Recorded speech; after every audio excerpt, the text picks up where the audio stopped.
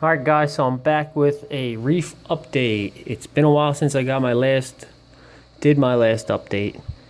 Since then I was able to go to Reefapalooza in New York City. I was able to pick up 5 corals.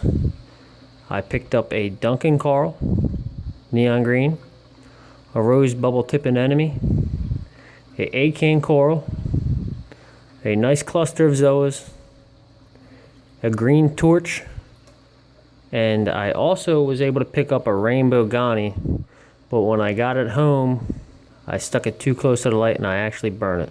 I ended up killing it. Beginner mistake, but lesson learned. As you can see now, my reef is going through the changes. I am in the middle of a nice diatom bloom.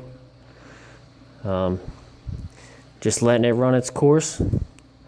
I have not made any real changes since my last update. All my corals are doing good. I am feeding maybe every other day. I'm feeding frozen shrimp from the grocery store. And then I am also feeding my fish some New Life Spectrum.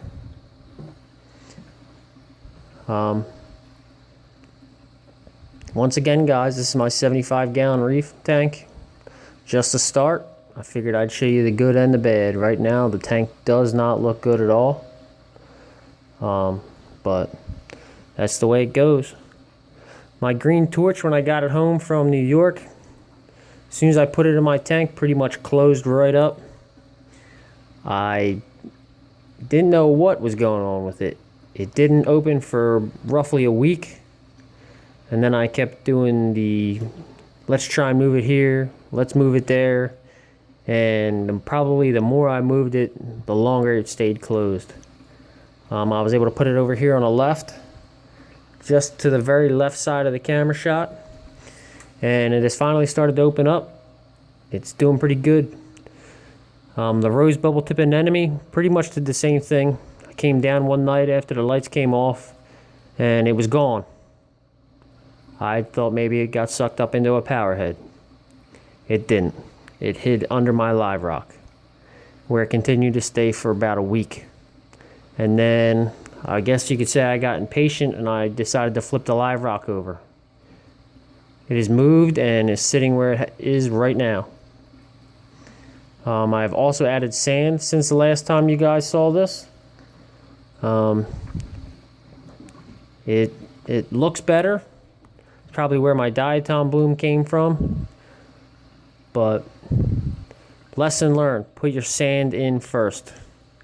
I was debating on going with a bare bottom tank, but everybody kept saying, you're missing something, you're missing something.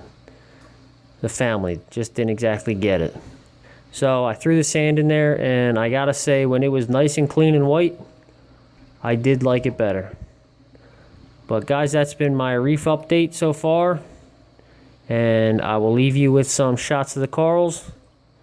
And I will try to get you another update next week.